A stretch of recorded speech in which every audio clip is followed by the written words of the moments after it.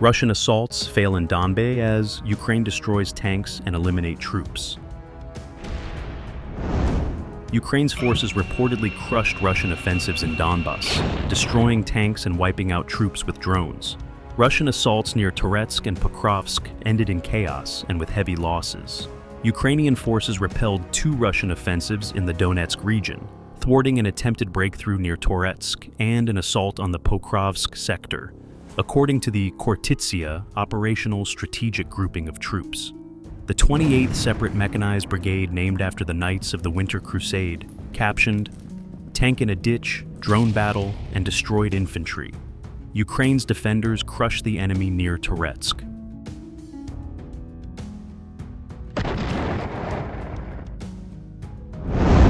According to the report, Russian forces continue their tactic of deploying armored barns, or turtle tanks, alongside infantry.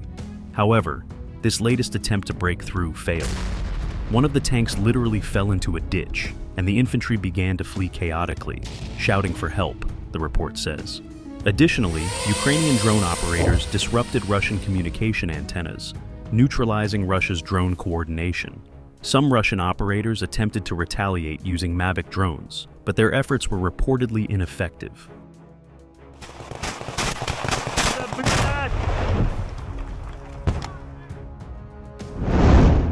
In a separate statement, Kortitsia reposted a report from the Ukrainian Unmanned Systems Force, detailing another disrupted Russian assault, this time in the Pokrovsk sector. Operators of the Flying Skull Battalion of the Unmanned Systems Force thwarted an enemy assault, destroying 2 T-72s in the Pokrovsk direction, reads the report accompanying a video of the engagement. During aerial reconnaissance, Ukrainian forces detected 2 Russian T-72 tanks advancing toward their positions. In response, the Flying Skull unit launched first-person view, or FPV drones.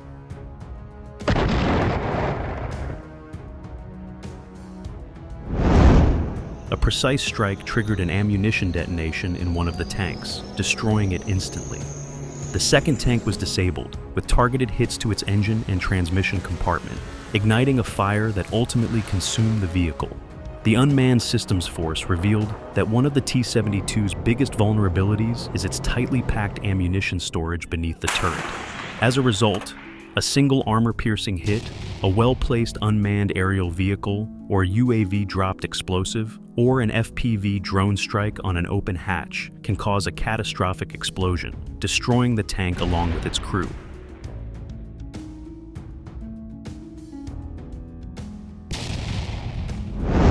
Meanwhile, 100,000 Russian troops were killed or badly wounded in 3 months. It may not be enough for Ukraine to win. In December 23, the Estonian Defense Ministry concluded Ukraine could turn the tide of the Russia-Ukraine war by killing or maiming 100,000 Russians in 24. According to General Oleksandr Syrsky, Commander-in-Chief of Ukrainian forces, Russia lost another 100,000 troops killed or seriously hurt in just the first 10 weeks of this year.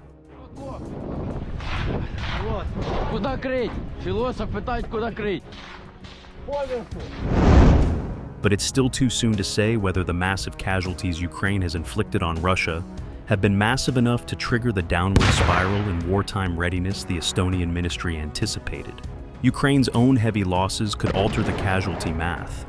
In the Estonian theory of victory, Ukraine could defeat Russia by eliminating more well-trained troops than Russia's military training system can replace, thus initiating a gradual military-wide collapse.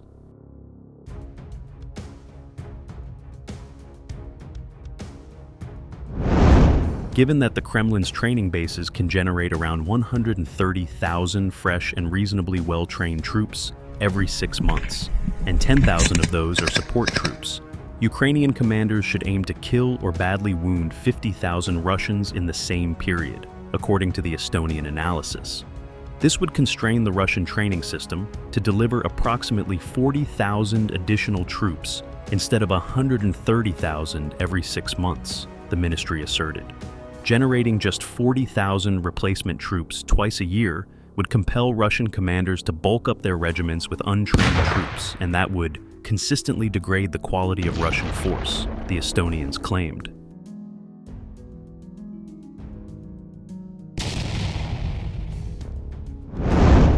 Good news for Ukraine. According to the best estimates, Ukrainian troops killed or wounded 315,000 Russian troops through 22 and 23. That's 172,000 per year. The loss rate accelerated last year, when as many as 10,000 Russians became permanent casualties, meaning they died or left military service for good after being severely wounded or deserting. Those figures come from a recent study by Frontelligence Insight, a Ukrainian analysis group.